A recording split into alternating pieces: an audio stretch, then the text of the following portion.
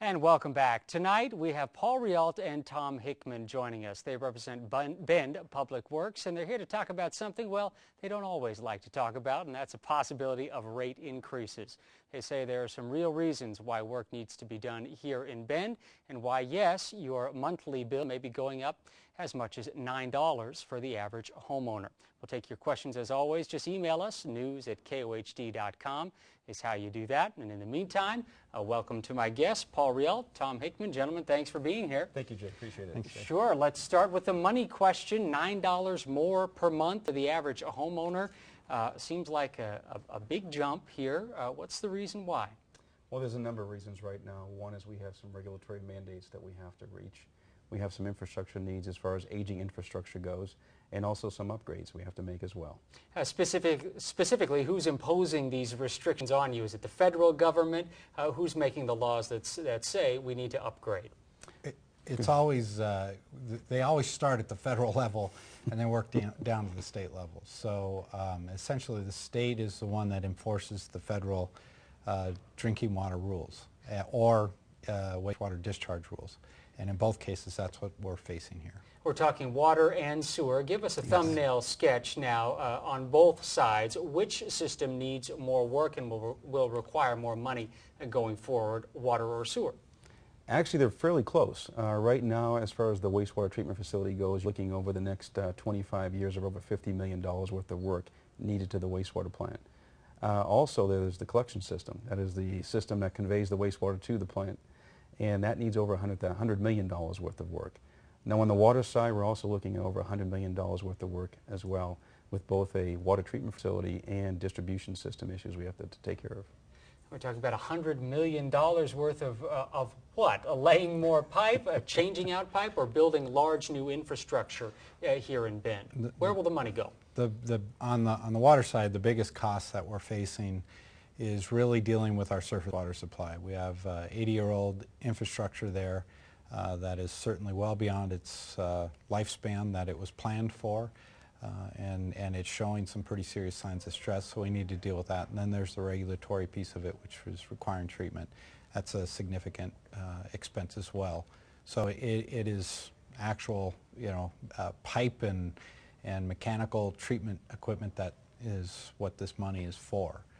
As you get out and you speak to people in the community, do you find them balking at these price tags, $100 million on one side, $50 million plus $50 million more there, when they say, my water works great, it tastes great, I can drink it, my toilet flushes? What needs to be fixed? How do you answer that? Well, they're very surprised. When you look at all of the public works needs, they're well over $500 million if you include everything else as well, and they are a bit taken aback by that. But when we educate them, we've had a couple of sessions so far, public sessions. When they leave at night, they're much more educated and they seem to have a better understanding of why. It does seem that these costs seem to be escalating exponentially here. Do you put the finger on more environmental awareness and more environmental concerns we have as a community, we've accepted as a government and as a community? Or is it the cost of materials and the cost of construction, as we see with ODOT, that's causing these rates to go up? Any ideas? It's a little of both. You certainly have the community that has higher expectations when it comes to environmental issues, not just impacts to the environment, but there's a higher awareness and concern about what's in our drinking water supplies. And so there's a higher expectation and request for treatment, which has led to these laws.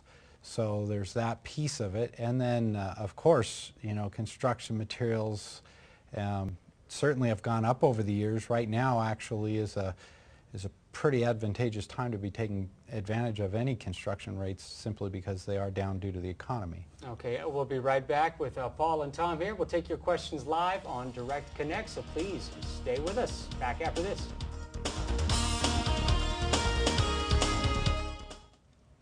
We are back with Paul Rialt and Tom Hickman representing Bend Public Works, and we have a viewer's question to get to tonight.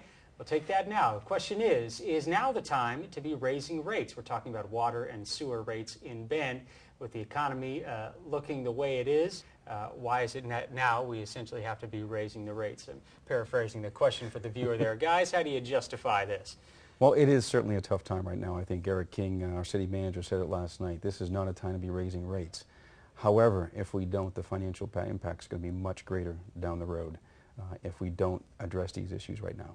Seems maybe 2 or 3 years ago was a bigger conversation than it is now. We heard that the sewer system, the lack of a sewer infrastructure, was going to be the #1 limiting factor to growth here in Bend. Is that still the case? And why is it that we're still kind of held back? Well, lots of things holding us back now, but that the sewers would still be such an obstacle. Either you want to take that? The sewer side of the house is our major obstacle right now, probably to future growth. Our facility is designed for an average daily flow of around 7 million gallons. Right now, we're quickly approaching that. Our permit renewal is coming up for our wastewater plant. And we feel very strongly that to get a new permit, we're going to have to expand that treatment facility. And that's coming up very soon. You think that's an absolute, what do you put the percentage on for that, for the necessary of expansion to get that permit? How much expansion will we need? Yeah. We're going to need a significant amount of expansion in order to be able to allow a significant amount of future economic development to occur. How much growth are you still predicting? Has that changed for you guys over the last couple of years, or does it influence the job you do at Bend Public Works? It has, obviously growth has slowed quite a bit, and that's impacted the SDC rate, system development charges, that we rely on for some of this capital infrastructure. That's had a major impact. Because those are tied to new home sales, new property sales, not people continuing to live and use. Business as well. Okay, but if you could answer the question, but where do you think we're headed? Well, I certainly we're in a slowdown period. What you have to remember, though, is that everything we're talking about here as far as expenses were defined in master plans that took years to develop and put together, and went through an enormous amount of analysis. And we use the Portland data, Portland state data for population growth, and those are the numbers that we've used to come up with what these future demands look like. Okay, we do have another question from a viewer. This is Tim in Bend checking in. Thank you, Tim. His question is, will the Bend City Council have a say in these hikes? Yes, I should have addressed the mechanics of this. Either of you want to handle exactly how this works? Absolutely. We've gone through the Budget Committee here in the City of Bend. The Budget Committee has approved the budget. However, they don't have the final say. It now goes on to the City Council on June 17th.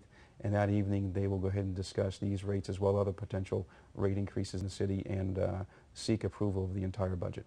But this is a situation where there really is no direct public recourse or any way for people to stop these hikes from happening, other than just phoning your councilman or councilwoman and saying, I'm not going to vote for you next time if you vote for this, correct? It's entirely in the hands of the council.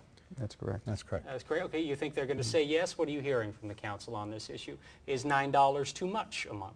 There's been a lot of questions from council. Obviously, this is a huge topic, and it's taken a lot of time to educate them. I'm not sure we've been able to share everything with them. It's so diverse what we're doing.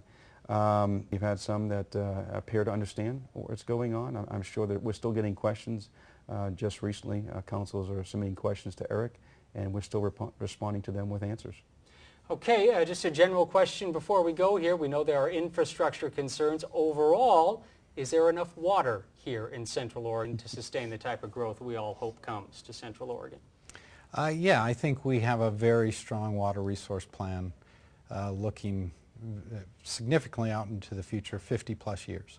So I think we're well positioned for a population in 50 years.